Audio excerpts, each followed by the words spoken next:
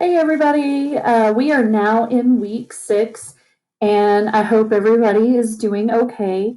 We're here to talk about what we're going to be doing this week, but before we do that, let's just recap what you should know so far. First of all, you should know how to create a resume and a cover letter. You should know how to format and capitalize titles. You should be able to put all of this in presentation form. You were also asked at the very beginning to either teach a skill to someone or learn a skill from someone. So it has been a very busy past 5 weeks. Um, so for this week, you will have 2 assignments. Normally at this time, we are researching. We do a research paper normally at the end of the year, and it's actually kind of fun because it's normally over unsolved mysteries and or conspiracy theories, unexplained events, etc. But because of our situation, we're not able to get into that. So today I'm just going to discuss what an annotated bibliography is, which is something you do to get started with research. And I'm also going to review MLA citations, which is typically the beginning of a research project anyway. So let's go ahead and get started. So part 1 of the lesson is how to create an annotated bibliography. The following slides will explain what it is. It'll also give you the assignment format and requirements, as well as provide you more instructional tools as you get further into the assignment. All right, so what is an annotated bibliography? In order to understand this, we have to know what it is not. So let's review what a works cited is and compare it to a bibliography. So a works cited usually goes at the end of an essay, and it documents only the sources you use to support your essay. For example, what you have cited or paraphrased. Whereas a bibliography is also at the end of a paper, but it documents all of the research, not just what you have cited. And then an annotated bibliography is basically a trumped up version of a bibliography. It can be a standalone assignment or part of an ongoing research project. This documents all your research, not just cited or uncited material. So an annotated bibliography has annotations with your citations. And more on that in a minute, but an annotation for an annotated bibliography usually summarizes, explains, evaluates, and discusses the relevancy of sources. That will be on the quiz later on, so you might want to remember that. An annotated bibliography, it varies from high school to college, professor, teacher. It varies, but for this assignment, you will need 1 to 2 paragraphs and at least 150 words. All right, so let's look at the format of an annotated bibliography. So the format starts with a double-spaced 12-point Times New Roman font throughout. As you can see by the example, this is in Times New Roman, and it is double-spaced. You also need to have your heading, which includes your name, teacher, subject, due date. You need to have an MLA format title. Part of the reason y'all did a no red ink assignment a while back was so that you can understand how to capitalize titles. For English classes, you need to capitalize the first and last word of the whole title and then all the essential words in between. For an MLA format annotated bibliography, you are not to boldface the title. This is a technical document, therefore we are not looking for creativity, so it needs to be plain. And yes, I know it's boring, but you need to not do that. Also, your citations need to be in alphabetical order by the author's last name. As you can see in this example, the second example does not have an author.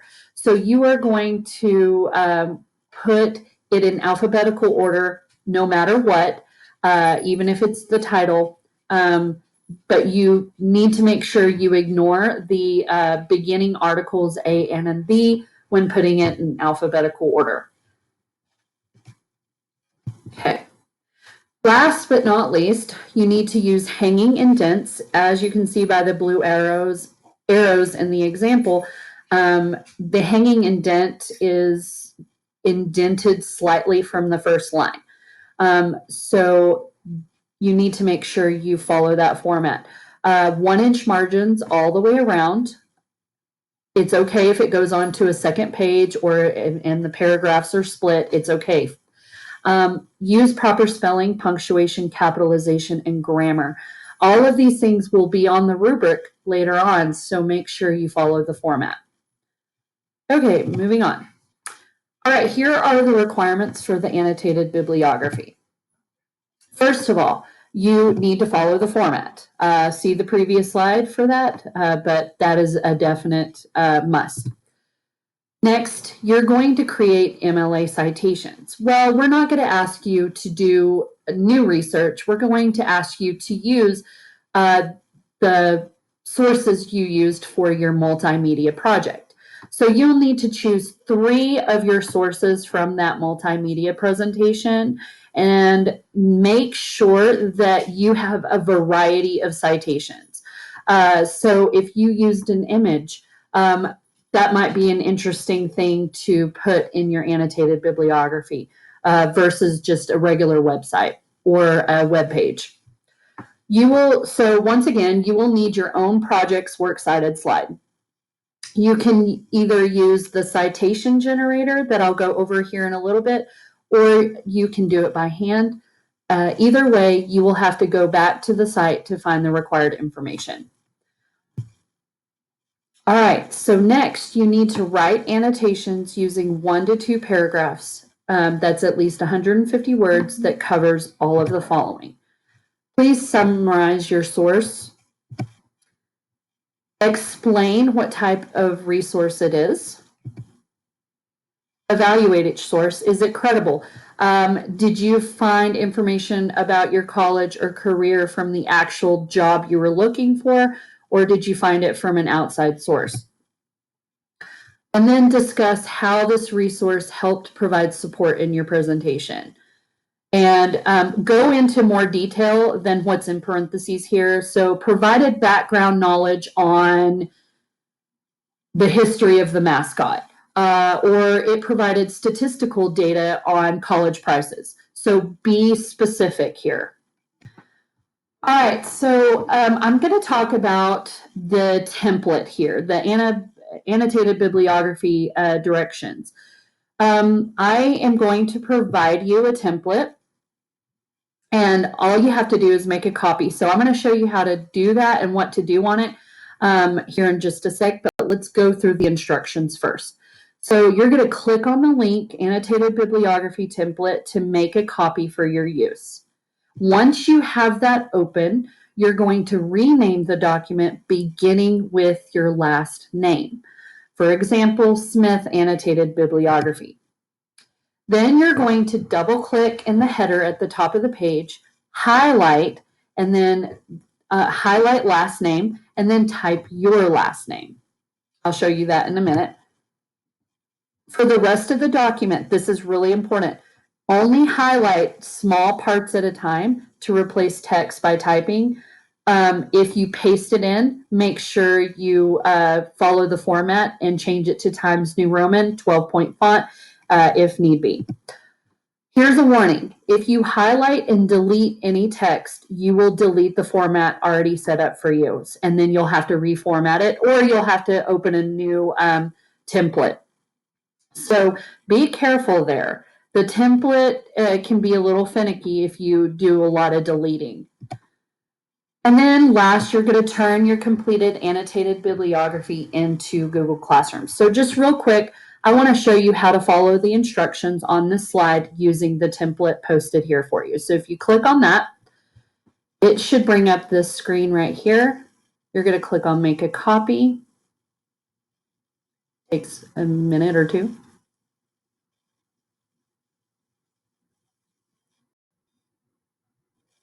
Okay.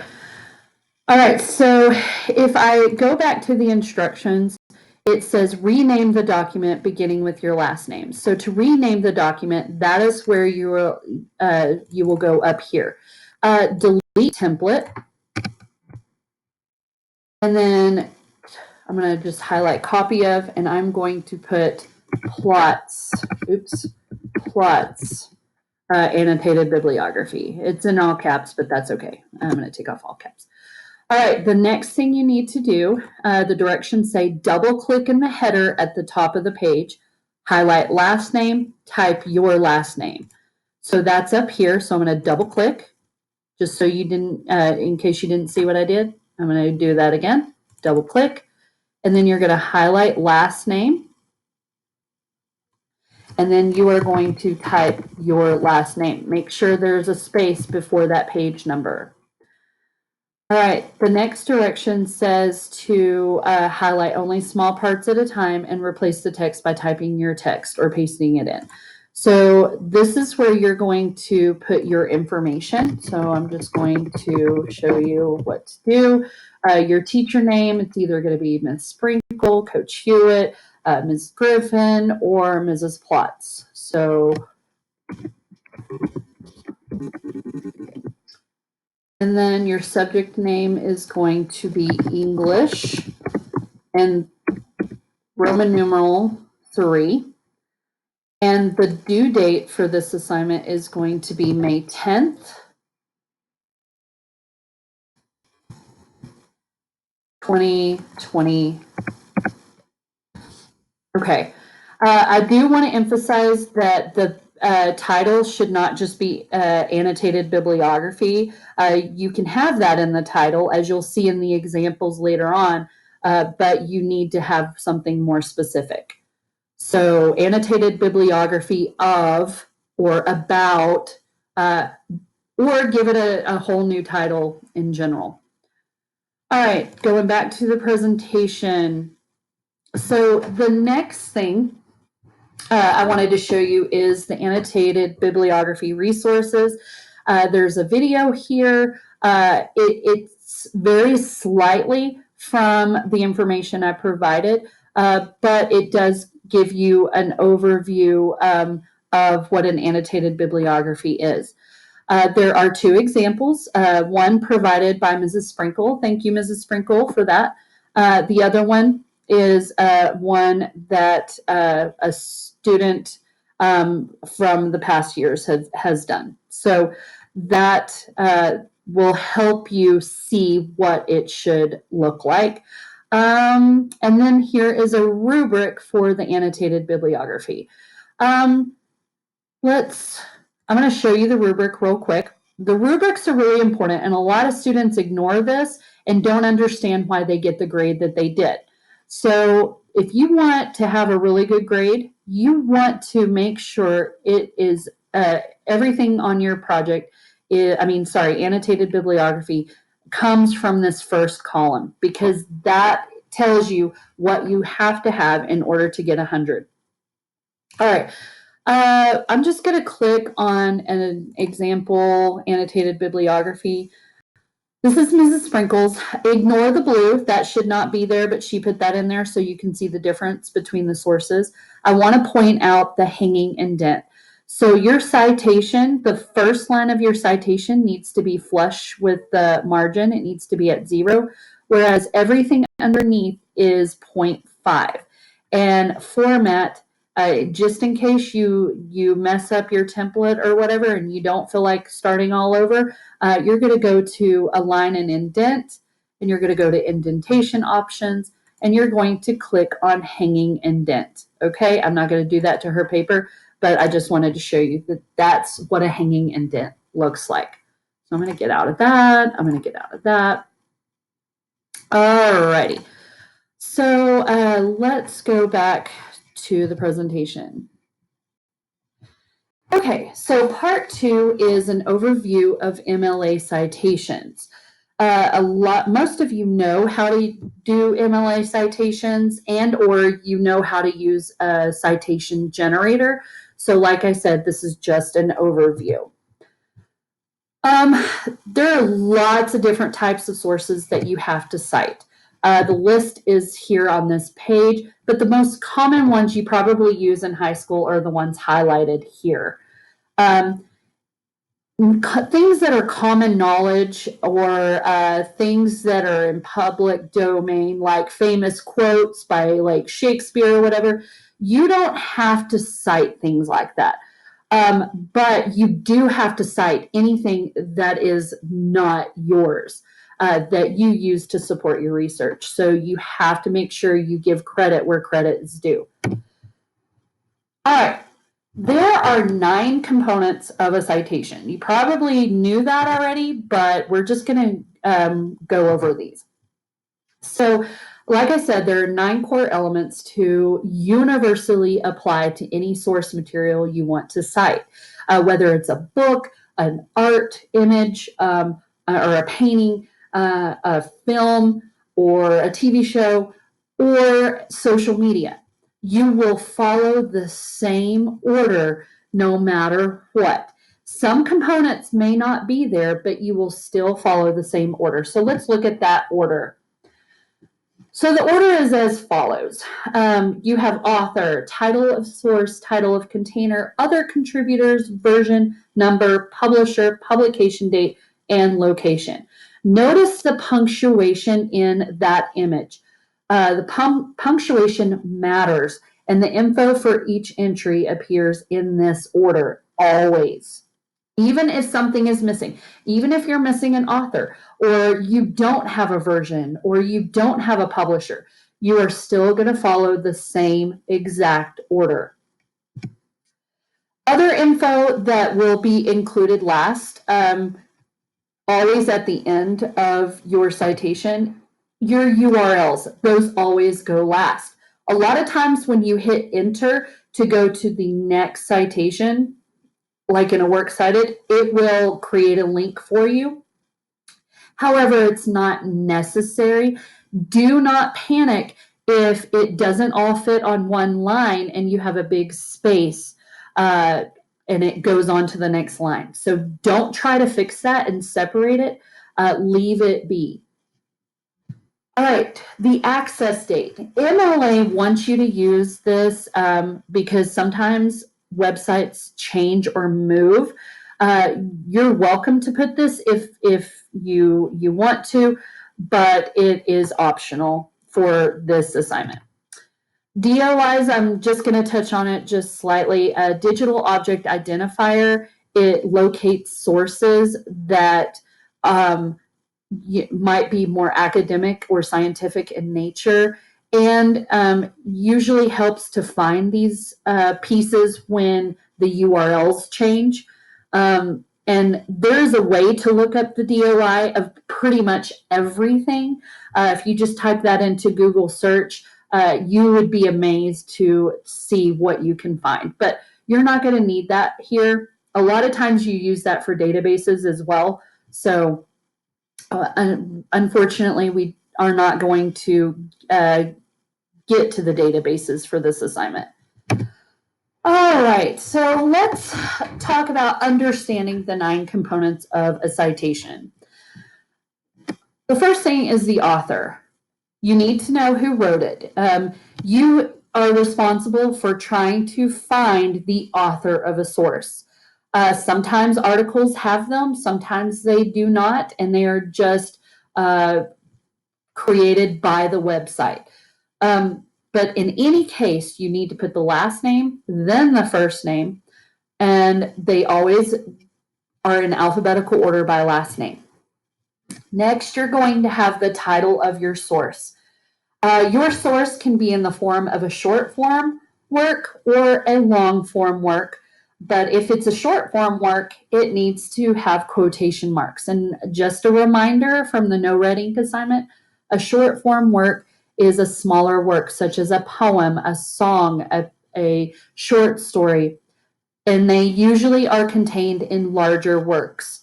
Not always, but sometimes they are. An article of a website is a short form work. A long form work is something that you will need to italicize. This is the title of a book, or it is a website. Now, long-form works are usually the containers of other sources. So the title of a container is an element that holds the source. And I know that's kind of weird because we think of like plastic containers, things holding something else, but we don't think of it in this context hardly ever. But a container in a citation is what houses that other source. So you'll see some examples here in a little bit, but one thing I do want to emphasize, I want to emphasize the fact that books, especially novels like The Hunger Games, these are their own containers. So they are both the source and the container. So just keep that in mind when you are using print sources. All right, moving on. So other contributors are things like translators, editors, if there's an annotation or foreword at the front of a book, illustrations, these are considered other contributors.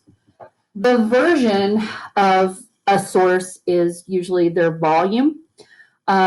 It's their edition, their brand, a type, etc. Like, for example, on Bibles, there's the King James Version, there's the New Age edition. So there are lots of different versions and to other sources. So just keep that in mind. It may not be there for your source, but it still goes in this order. Okay, the number, the number of a source. For example, you'll see in examples later on, but the number is like, well, I'm going to wait to show you an example later on. All right, publisher, company that published the source. This will not be for everything, but it is your absolute job to look for the publisher, even of a website. A lot of times you can find this by scrolling down to the bottom of the page. So make sure you do your very best to find all of this information when creating citations, even if you use a citation generator. Next, you're going to have the publication date. Publication dates, if you have it's going to go by day, month, then year. The month can be abbreviated, but keep that in mind for that order. A lot of times you'll only find the year, like a copyright date or whatever, and that's fine, but try really hard to find the publication date. And last is the location. For online sources, this is going to be your URLs. For print sources, it might be a page number. So a location is always the last thing of a citation. All right, so let's look at a color-coded example of using the 9 components. So in this example, the author is Hermione Granger, but you put Granger first because that's her last name, followed by a comma, first name, and then a period. Remember, punctuation matters in citations, and we will be looking for these mistakes, so don't make them. The next is going to be the title of your source, if there is one. This is a short form work, therefore it needs quotation marks. Life of a Teenage Witch. This comes into a long form, it comes from a long form work, which is the title of the container, called Hogwarts Anthology of Memoirs. An anthology is a collection of works. Next, you're going to have any other contributors. So there is an annotation at the beginning of this book by Harry Potter. That is considered a contributor. Next, you're going to have the version. Sorry, that's just white there. The 12th edition is the version. So that means it has been published 12 times and has been updated 12 times. Next is the number. So this particular number is volume 8. So that means there are 8 volumes of this annotation. And we are on the second. Okay, so we are on the second book of that volume or second section of that volume. So when you get into long works like that, that can get kind of confusing, but that is what a volume number is. Okay, the publisher, Longbottom Publishing House. This is the company. If the city of the publication is available on sources printed before 1900, then you must put that. But it's only optional in sources past that. And then you have the publication date. Apparently, they publish once a year, so there's only the year available, not a day or a month. And then the location of the source, pages 110 to 146, followed by a period. Notice that there are only three things that should have a period after: the author, the title of the source, and then the location. So that is an example of a citation using all 9 components. These other examples, however, do not have all 9, but you can see how they are formatted. The second example doesn't have an author, but it still follows the same format, and same with the third example. Okay, moving on. All right, let's talk about using citation generators. For this assignment, you will be allowed to use a citation generator. It's a pretty normal thing, but it's not infallible. At one time, we had to run back and forth from the library if we forgot a citation, and now most everything is online, so it makes it easy. But as a person who is creating a citation, the citation generator is still a machine and it's not infallible, meaning it does not account for human error. And you need to know this because this will be on the quiz later on, so make sure you remember that. I do have links in here about how to use citation generators responsibly. One of your questions on the quiz will actually come from an excerpt from that, so it would be a good idea to just read that. You will have to submit some information in a citation generator. More on that in a little bit. All right, so from frequently asked questions about citation generators. There are multiple formats listed. How do I know which one to use? Well, that's easy. For English, you will use the most current version of MLA format. You need to follow whatever version your teacher or professor in college asks you to use. Once again, the link for the responsibility. All right, so if they make citation generators, how come I have to know the 9 components of a citation? Well, you have to know the 9 components of a citation because you will have to provide the required information. It is your due diligence to find all of the information, all the accurate information to plug in for that citation in the generator box. So it will still ask you to find that other information. So make sure that you work hard to find the required information. It will tell you what it didn't find, and that means you have to go and find it. At least you have to try. Because if we look up your citations and we find it, we will count you off. All right. So here are some MLA citation resources.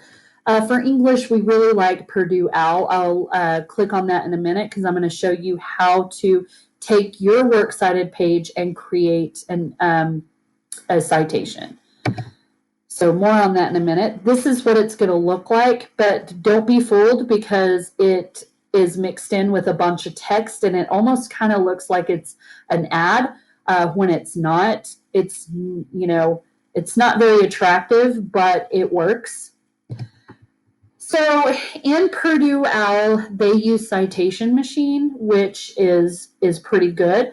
They make you watch an ad every 48 hours, which is kind of annoying, to be honest, but it is free. So you need to expect, if you're going to use something for free, there is a catch. That's how they make their money, through advertising. If you wish, Google Docs has an add-on for easybib.com. They are both pretty reliable. I've used both simultaneously, especially when checking citations. Sometimes EasyBib has more information than Citation Machine, or vice versa. So I use those kind of interchangeably. Okay, so you will have a quiz over the Annotated Bibliography and MLA Citations. You need to log into Google Classroom for the quiz. If you need to have the questions and answer choices read to you and the passage, then here's a link that you can click on, and it will bring up the audio that you can use on the quiz.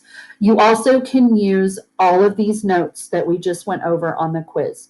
Before I say goodbye, I want to go back to the slide really quick because I want to show you how to take your example works cited slide. So here's your works cited slide. I'm going to use my example works cited slide, and I'm going to create an annotation. So here's what I like about Purdue OWL. If I need to know how to create a citation, and I don't know, I have all of these over here, these tabs over here that I can, try to find how to create a citation. But if I need something specific and I'm in a hurry, I can always say, I can type it in the search box. So I'm going to say Twitter. And it's going to bring up ways that I can cite that. So I might have to scroll to find that information. And let's see. Boom. Here is how to cite a Twitter, or a tweet, I should say, not a Twitter. Sorry. All right, but more on that later. I'm going to go back to this because this is where your citation generator is. And I'm going to take one of these links. I'm just going to click on it and copy that link. And then I'm going to paste it in this box right here and click on Cite. I watched an advertisement last night, so hopefully it won't make me. Be really careful because there are a lot of ads around here that you can actually click on, so be really careful. Okay, so this is it's kind of hard to see, but you have to go to this box right here. If you see where I've highlighted, this is the box below all of this that will show you your URL. So you're going to click on select, and it's going to tell you here is what we found. This is everything they found, but they need this. We could not find a publication date, month, or year, and we don't know who the publisher sponsor is. So it's my job to look that up. So I'm just going to click on that link. And to find that, I'm going to go all the way to the very bottom. Here's the copyright information. The president and fellows of Harvard College. So that's going to be my publisher, but I don't have a day or month, but I do have a year. So I need to go back to my citation machine and I need to click on Final Step. And scroll down past that box, and it's got everything filled in pretty much for you, but it needs some of this information. So it needs the publisher. So just remind me, the president and fellows of Harvard College. So the president and fellows Harvard College. And the year was 2020. This is what I'm talking about. It is your job to find the missing information. It is okay if you can't find it, but if we can find it and you didn't put it in there, then you will get counted off. So it's really important that you work hard to try to find that. Now that I have all my information that I'm going to click on Create Citation. So if you don't have to watch an ad, that's a good thing. And the citation that you can copy will be highlighted in this vanilla color. So you're going to click on Copy, and you're going to go to your annotated bibliography, and you are going to highlight the template sample. Make sure you only highlight that template sample, not the whole thing. And then you're going to do Control-V or right-click paste. And there you go. You have your citation. And notice I did not have to change the font. It's still in Times New Roman, and it's at 12 point. So all I need to do is write my annotation, and there you go. All right, ladies and gentlemen, that concludes the presentation. If you have any questions, please ask Mrs. Griffin, Coach Hewitt, Mrs. Sprinkle, or Mrs. Plotz if you need help. It's our job to help you, and we miss you guys, and we want to help you. So please reach out to us if you are confused or you don't understand something. Let's just review what to do for the quiz. The quiz will be on a Google form in Google Classroom, but there's a link here that you can use if you need the audio for the answer choices and questions and passage for that quiz. So you also are free to use these notes. Actually, we want you to use these notes to help you take this quiz because there are some tricky quiz questions, so make sure you pay attention. If by chance you do not do well on the quiz, please email your English teacher and ask them to reset the quiz so that you can retake it for a better grade. Because it's more important to us that you understand what to do than making sure you have that grade. So it's all about the learning. All right, folks, I hope you have a great week. Like I said, we miss you, and we wish you all the best. Have a good week. Bye.